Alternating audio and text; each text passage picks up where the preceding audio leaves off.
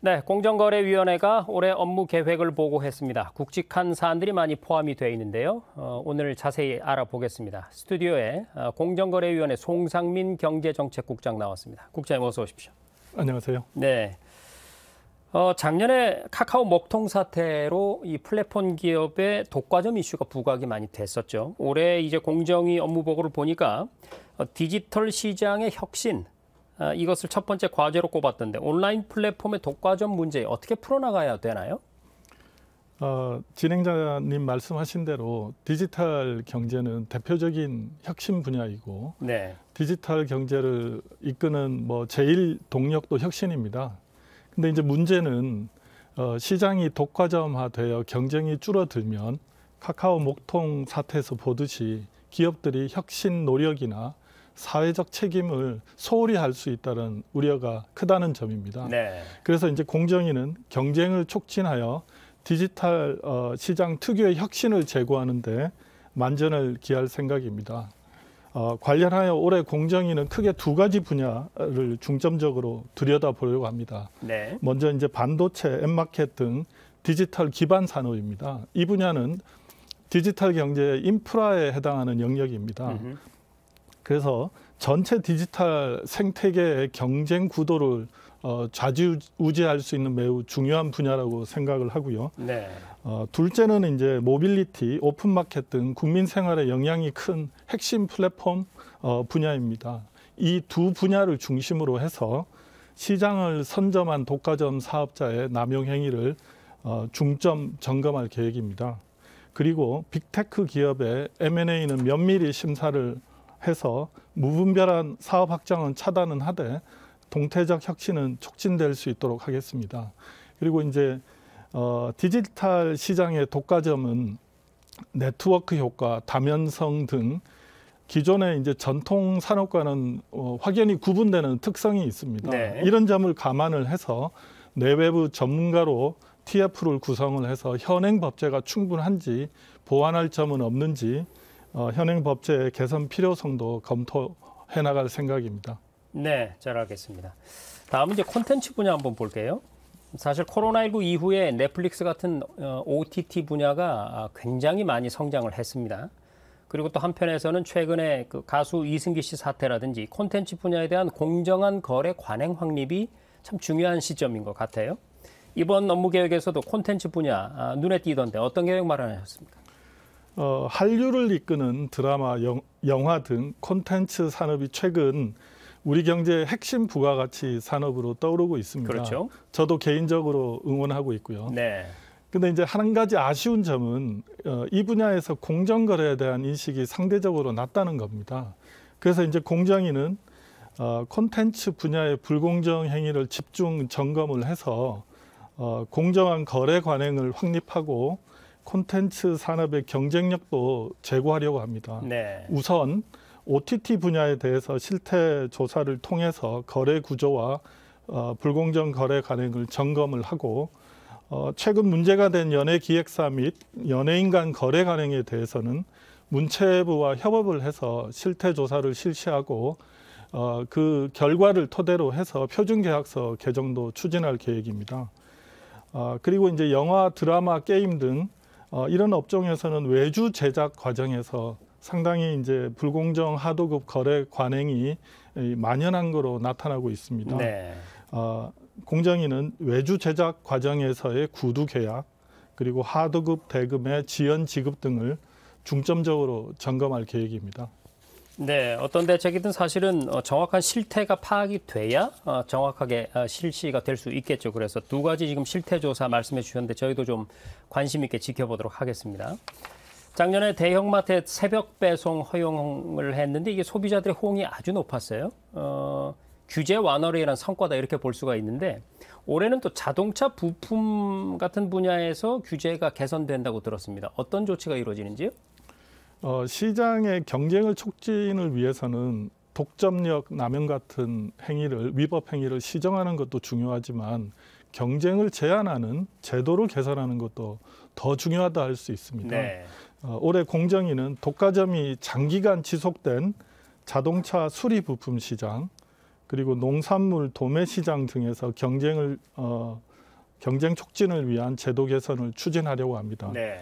자동차 수리 부품 시장에서 독립 중소 부품사들의 인증 대체 부품 공급을 활성화하기 위한 제도 개선을 추진하고, 농수산물 도매 시장에서는 기존 도매법인이 계속해서 지정되는 관행을 개선하기 위해서 재지정 요건이나 절차를 법령에 명확히 하고 강화할 계획입니다. 아울러 가스 계량기 등 국민 생활 불편을 초래하거나 사업 활동을 제한하는 규제도 발굴해서 개선해 나가겠습니다. 네, 어떤 특정한 규제로 인해서 한 곳이 계속해서 어떤 그 독점적 지위를 유지하는 그런 관행을 한번 이번에 개선하겠다, 이런 의지를 표명해 주셨고, 이번에는 이 얘기 좀 해보겠습니다. 대기업과 중소기업 간 힘의 불균형, 그로 인한 불공정 관행, 사실 어제 오늘 얘기가 아니고요.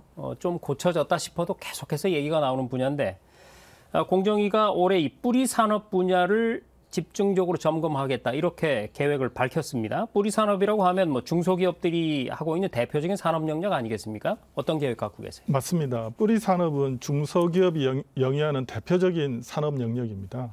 근데 이게 이제 겉으로는 잘 드러나지는 않는데 기계, 자동차, 전자 등 우리 주력 산업을 뒷받침하고 사실상 우리 제조업의 제품 경쟁력을 좌지우지하는 기반 산업입니다. 말 그대로 뿌리가 되는 산업이죠. 맞습니다. 네. 그래서 이제 뿌리 산업은 주조 금형, 6대 기반 공정 산업, 그리고 정밀 가공 등 8대 차세대 공정 산업으로 구성됩니다. 최근에 환율 및 원자재 가격이 급등하면서 대기업이 하도급 업체인 뿌리 기업의 손실을 전가하는 등 불공정 하도급 거래에 대한 우려가 커지고 있습니다. 이에 이제 부당 대금 결정 등 뿌리 산업 분야에서 고질적으로 나타나고 있는 불공정 하도급 관행을 집중 점검하도록 하겠습니다. 네. 이는 비단 약자인 중소기업 보호 효과뿐만 아니라 우리 제조업, 나아가서는 우리 경쟁력, 우리 경제의 기초 체력을 튼튼히 하는 효과가 있을 것으로 기대합니다. 네, 뭐 국장의 말씀처럼 중소기업들을 보호하면 그 중소기업들이 뒷받침해주고 있는 대기업도 같이 사는 거 아니겠습니까? 네. 자, 대기업 얘기가 나와서 말인데, 이 대기업 집단이 상호 출자 제한 기업 집단, 그리고 공시 대상 기업 집단, 이렇게 나뉘지 않습니까? 근데 이 공정위가 공시 대상 기업 집단의 지정 기준을 조정하겠다, 이런 계획을 내놓으셨어요. 왜 이렇게 하는 거고 또 어떻게 바뀌는 겁니까? 이게 이제 국민들이 보시기에는 조금 어려운 내용입니다. 네. 2009년에 이제 기업 집단 현황 공시 제도가 도입된 이래 공시 의무가 이제 부과되는 기업 집단 지정 기준이 자산 총액 기준으로 5조 원 이상으로 계속 유지돼 왔습니다. 네. 근데 이제 그간의 경제 규모가 상당히 커진 점을 고려하면 이런 기준은 이제 경제 여건을 제대로 반영하지 못하는 측면이 있다고 보고 그 조정을 추진하려고 하는 겁니다. GDP 규모를 보시면 2009년에 한 1,100조 정도 됐는데 2021년에 2,000조를 넘었습니다. 네. 그래서 한 80% 정도 증가를 했는데 지정 기준이 변경이 없다 보니까 같은 기간에 공시 집단은 48개에서 76개로 한 60% 가까이 증가를 했습니다. 그래서 이제 공정위는 그간의 정책 여건의 변화, 상호 출자 제한 기업 집단 지정 기준과의 정합성 등을 고려를 해서 지정 기준을 조정하려고 합니다. 방식은 현행 이제 상호 출자 제한 기업 집단 지정 기준하고 유사하게 GDP와 연동하는 방안이라든지 아니면 자산 금액 자체를 상향 조정하는 방안 등 현재 경제 상황에 좀 적합한 지정 기준을 마련할 계획입니다. 네. 그러니까 우리 경제 규모가 커지고 또 기업들의 크기도 커졌는데 시대를 따라가지 못하고 있는 어떤 그 기준, 이것을 이제 손보겠다, 이렇게 이해하면 되겠군요. 자, 온라인 거래 이제는 뭐 일상이 됐습니다. 그런데 온라인 거래가 더 성장하고 커 나가려면 중요한 것이 이 비대면으로 서로 얼굴을 보지 않고 거래를 하는 거기 때문에 소비 공간에 대한 신뢰, 이게 핵심 아니겠습니까? 그런데 요즘 보면 뭐 언론 보도를 통해서 이 뒷광고라든지 뭐 눈속임 상술 뭐 이런 새로운 유형의 또 소비자 기만 행위가 빈번한 것 같고요. 소비자들의 신뢰가 많이 깨지고 있는 그런 상황인 것 같습니다. 대책이 좀 필요해 보이는데 어떻습니까? 맞습니다. 디지털 경제에서 온라인 거래는 신뢰가 핵심입니다. 네. 오프라인 거래와는 다르게 소비자가 상품을 직접 눈으로 확인하거나 손으로 만질 수 없는 비대면 거래이기 때문에 그렇습니다. 그렇죠. 이런 점에서 디지털 경제에서는 소비자가 믿고 거래할 수 있는 소비 환경을 만드는 것이 무엇보다 중요합니다. 구체적으로 공정위는 SNS 뒷광고, 이용 후기 조작은 온라인 소비 공간의 신뢰를 해치는 대표적인 기만 행위입니다. 네. 공정위는 이에 대한 점검과 시정을 강화할 계획입니다. 두 번째는 이제 다크 패턴, 이른바 이제 눈속임 상술에 대한 대응입니다. 네. 이 다크 패턴은 웹이나 앱 화면 구성 또는 디자인을 교묘하게 설계를 해서 소비자의 합리적인 선택을 방해하는 뭐 신종 마케팅 기법을 지칭을 합니다. 그 대표적인 예로는 가입은 쉬운데 해지는 어렵게 하는 네. 화면 구성 이런 게 이제 예가 되겠습니다. 뭐 회원 탈퇴를 하고 싶은데 도저히 어디서 하는지 찾을 수가 없는. 맞습니다. 네. 그래서 가입은 2클릭이면 되는데 그렇죠. 해지는 10클릭이 이상을 해야 되는 경우도 있습니다. 네. 이렇게 현행법 사각지대에서 교묘하게 소비자 피해를 유발하는 눈속임 상술에 대해서는 실효적인 규율 방안을 마련할 계획입니다. 그리고 중고거래, 리셀과 같은 C2C 거래에서 발생하는 소비자 피해를 막기 위해 플랫폼 사업자와 함께 자율적인 피해 예방 방안을 마련할 계획입니다. 네. 올해는 좀 소비자들의 피해가 없도록 엄정한 단속을 좀 부탁을 드리고요. 작년에 공정위가 납품단가 연동제를 법제화하면서 이 당사자 간 합의하는 경우에는 연동 의무를 면제하는 이런 예외 조항을 두기로 했습니다. 그런데 일각에서 이런 얘기가 나옵니다. 이런 예외 조항으로 인해서 연동제 자체가 좀 유명무실화되는 거 아니냐 이런 우려인데 어떻게 보세요? 공정위는 연동제 법제화 도입에 대한 시장의 우려를 고려를 해서 양 당사자가 합의를 할 경우에는 연동제를 채택하지 않을 수 있도록 예외 조항을 마련을 했습니다. 네. 이유는 이렇습니다. 이게 원재료 가격이 항상 오르는 게 아니고 내려갈 수도 있는데 그게 그렇죠. 예상될 때는 수급 사업자 입장에서는 연동제 계약을 체결하지